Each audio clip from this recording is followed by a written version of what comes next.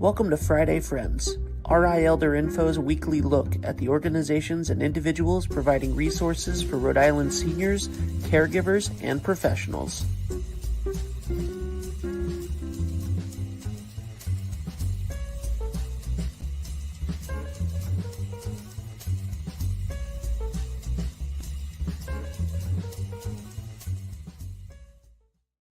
Good morning, everybody. Happy Friday as we are approaching the week going into the 4th of July. Oh my goodness. I cannot believe we are already screaming through June already. It's actually, though, the first Friday in the summer. It just feels like summer's almost half over, right? Well, you know, I am Deb, Executive Director of RI Elder Info and the host of Friday Friends. And every week I bring you information that you or someone you know needs to know about. So please hit the like button, the share button, all those social media cues to say, hey, check this out.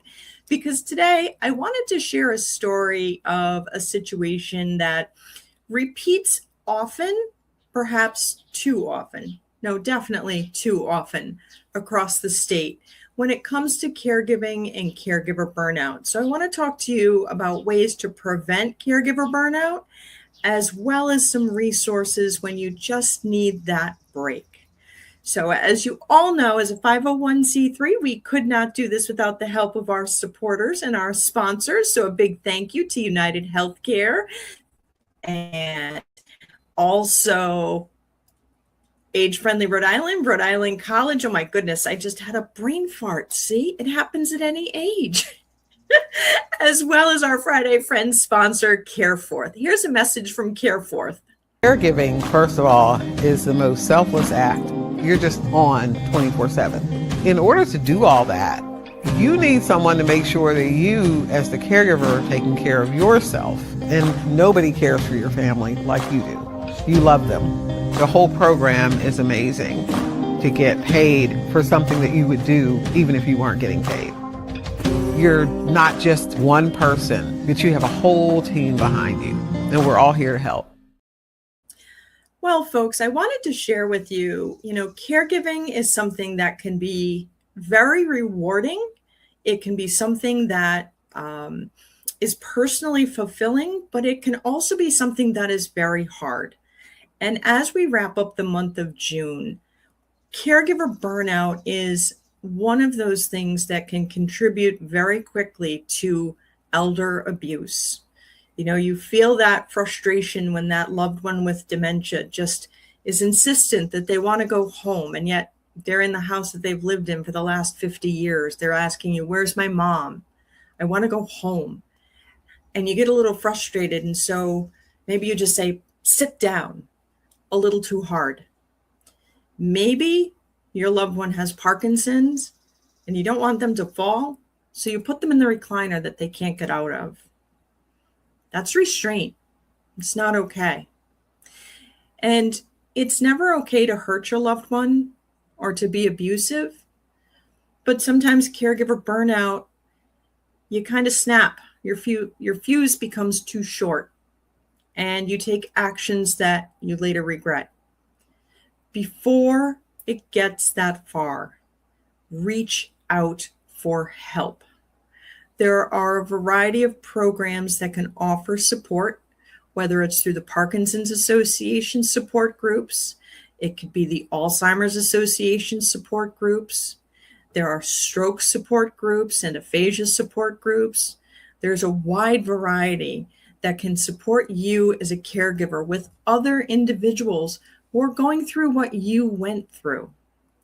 There are also programs that if you need a break, you just can't do it anymore. Rather than lash out at your loved one, reach out to the Diocese of Providence for the Care Breaks program. It's a program that is offered through the Office of Healthy Aging in the Diocese of Providence. You do not need to be Catholic. It is a program that will allow funding that can either help you pay for a home health aide to come into the house or help offset the cost of a loved one going to an adult day program, or even a respite where they are in an assisted living or a nursing home for a short period of time. Particularly helpful if you need to take care of your own medical situations, or perhaps this time of year is when you want to go out to, a family wedding out of state, but your loved one can't go. The Care Breaks program through the diocese is something that can offer that opportunity to give you that break, that respite that you need. The other option is you can check the Alzheimer's Association at alz.org. They have both online as well as in-person caregiver support groups that can offer you the support that you need as you care for your loved one with the challenges that come along with diagnosis of dementia.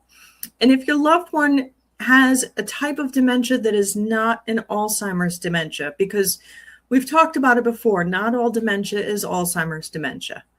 If it is a frontal temporal dementia or a vascular dementia, the Alzheimer's Association has programs available for you. If it's a situation that you feel like you just cannot manage anymore and you need that extra help in the house, reach out to the Aging and Disability Resource Center. At one time, it was called The Point, but now it's more accurately named as the Aging and Disability Resource Center. Their number is 401-462-4444. So again, that's 462-4444. And they can also help you identify different resources in the community.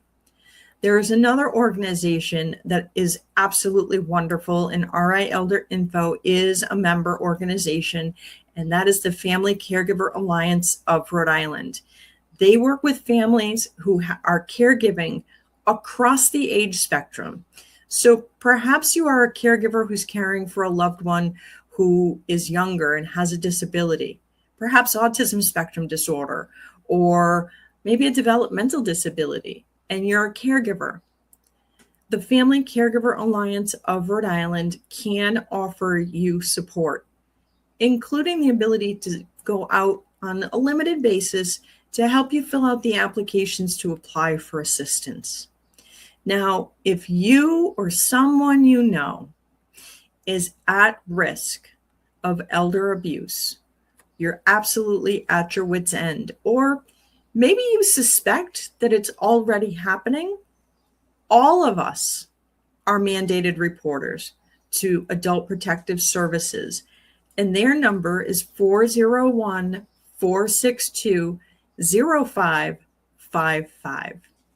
We have spent the entire month of June discussing different types of elder abuse and ways to prevent elder abuse, some of the things that can trigger situations that result in an unfortunate event.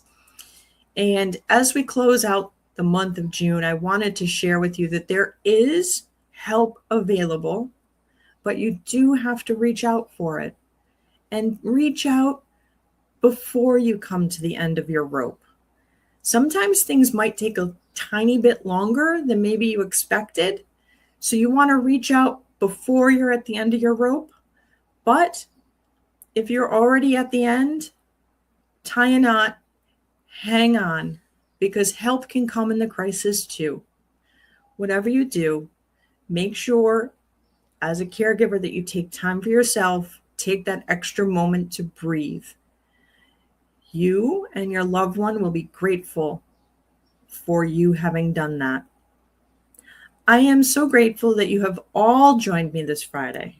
I look forward to seeing you again next week as we get ready for the 4th of July.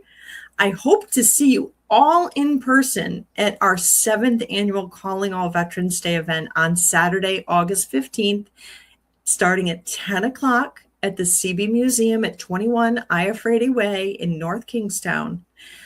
And I will see you all again next week. In the meantime, be well and be kind. 321 is about so much more than sports. We're about community, family, small businesses, nonprofits, and sharing stories that deserve to be heard. 321, what's your story?